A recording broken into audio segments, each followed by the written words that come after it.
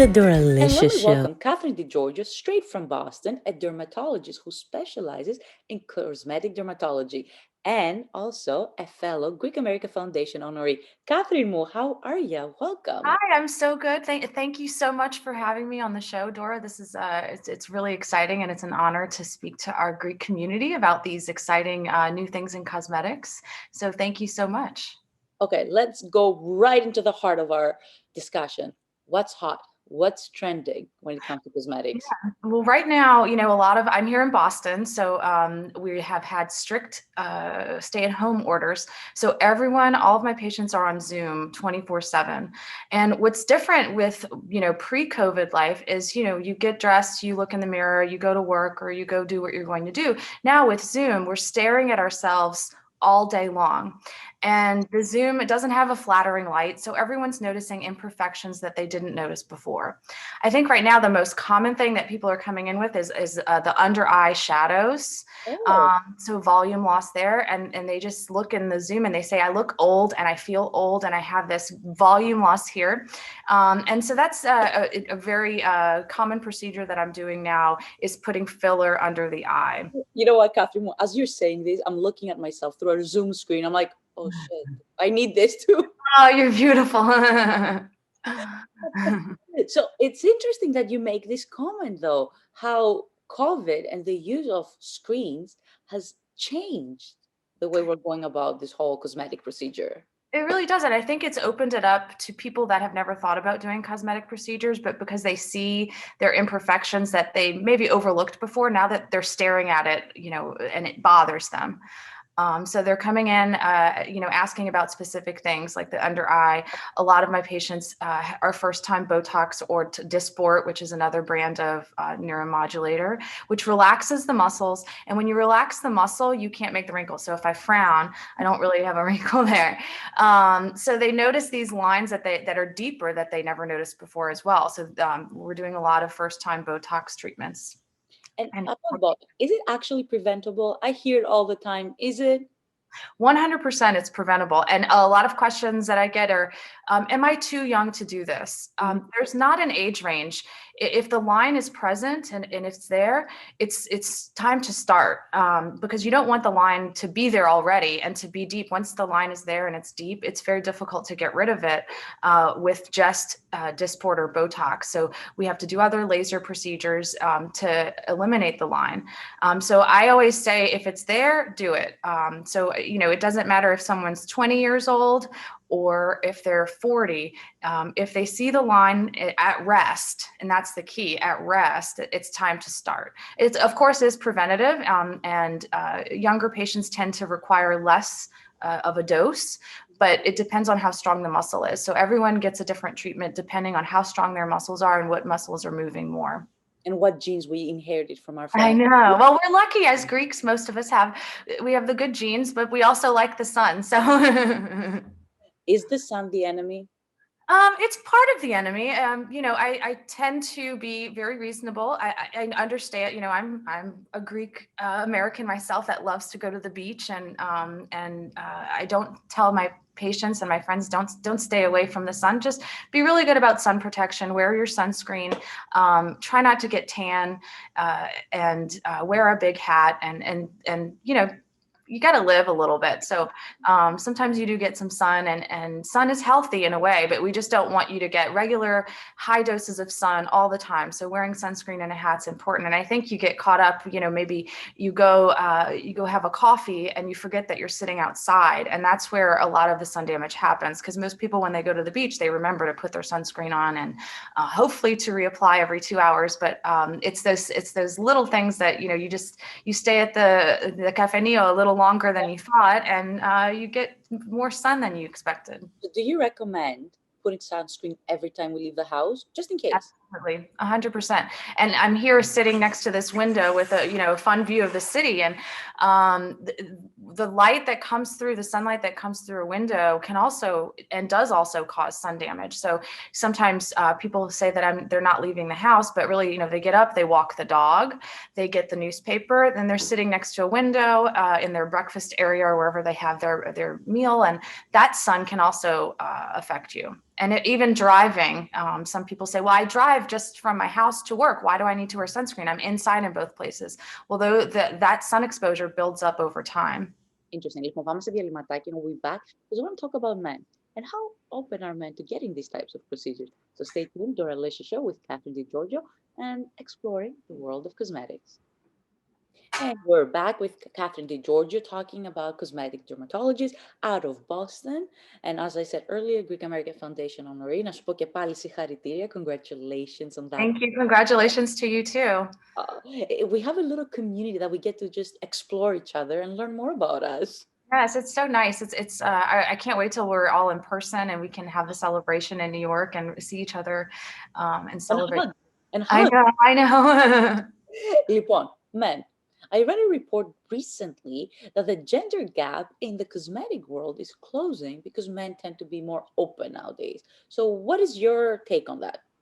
I do. I see a lot of male patients. Most of them don't want anyone to know that they've had something done. So they're still a little nervous about people finding out that they've had, a Dysport or Botox or filler of some sort or laser procedures. But they still come in. A lot of times they come in encouraged by their partner or their wife or their girlfriend. Sometimes their children will encourage them to come in to look younger. And sometimes they come on their own. They're reading online, but they don't, men don't tend to do as much research about procedures as women do. So they come in and they just tell me, this bothers me. What do I need to do? How do I do it? I don't want people to know.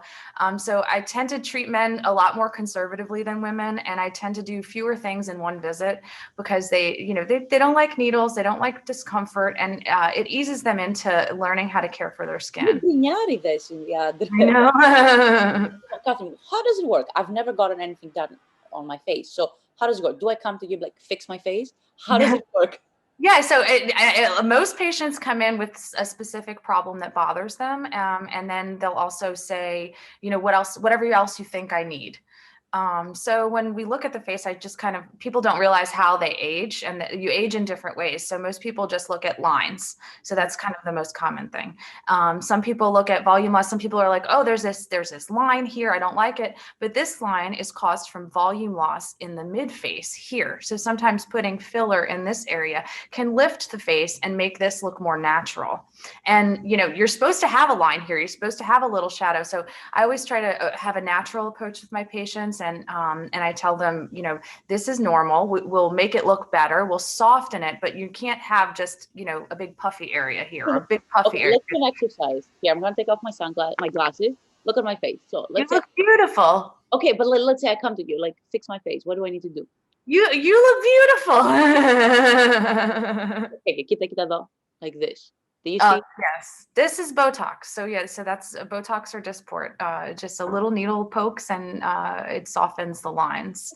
But the other thing is that people don't consider the different ways that we show our age. So lines is one way. The other way is volume loss, like we talked in the cheek area.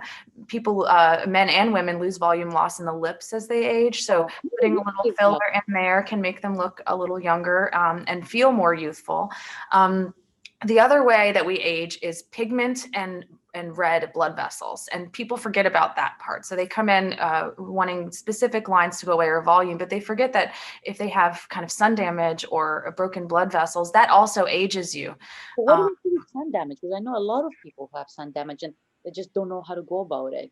Right, and there's different kinds of sun damage. So the blood vessels are easily removed with a series of laser treatments that just targets the blood vessels and can get rid of them. It usually takes several treatments. So it's not a one-time treatment, but we can make those go away. So rosacea and also sun damage can cause the blood vessels to appear. The other thing that causes aging, like I said, is the sun damage. And there's different kinds of sun damage. There's sun damage that are just kind of little brown spots all over. There's sun damage that is like melasma or when people have brown patches, and it's important to distinguish those two. So for the little small brown spots that are bothersome, there are lasers that we can use to treat those. There's some that can treat the whole area and get rid of all the brown spots, that even the ones that we can't see. There's sometimes people come in and they have one brown spot that they can't stand. And we have different tools to get rid of those. And that's really common. And it's kind of up to the patient. Some patients have freckles, which I think are cute. So So adorable. Like, yes, I have a lot of freckles too, so I think they're adorable just because I'm so biased about them. yeah, and so I tend to not want to get rid of freckles.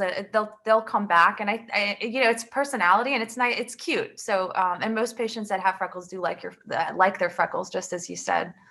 A question now: how do you deal with excessive people? Because a lot of us have seen people whose faces don't move, Yes. not drink. They can't express themselves. So how do you deal with those people? I do treat very, very conservatively. To an extent, I will, accommodate certain requests that people have, but I have a problem with the lip filler. People want their lips just unnaturally large, and it just doesn't look good. And I try to, I try to encourage them and tell them how beautiful they are, and that they don't need that. And if they truly don't need it, I won't do it. I will tell them, no, you don't need it. You look beautiful. This is going to make you look, artificial. Or there's this, like, people want to look like the filter in Instagram and Snapchat, and that's not normal. It doesn't look normal in person.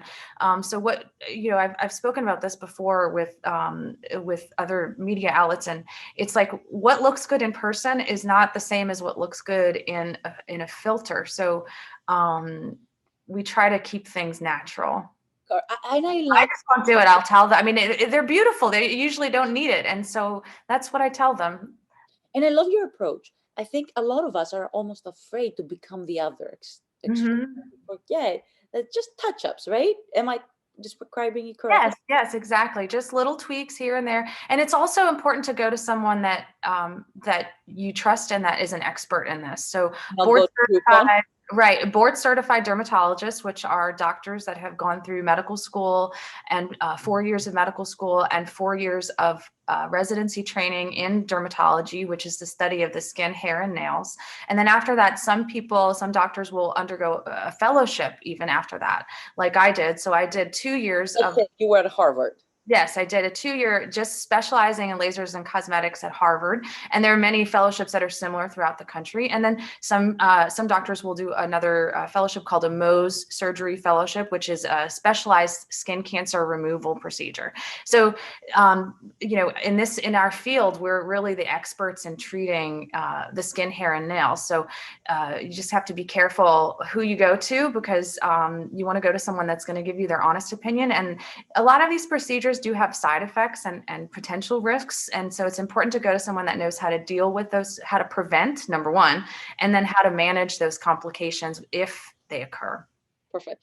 Catherine, I really want to thank you for your time and for sharing your brain with us Yes, about thank this you and so how much. to look beautiful naturally. Ευχαριστώ πάρα πολύ.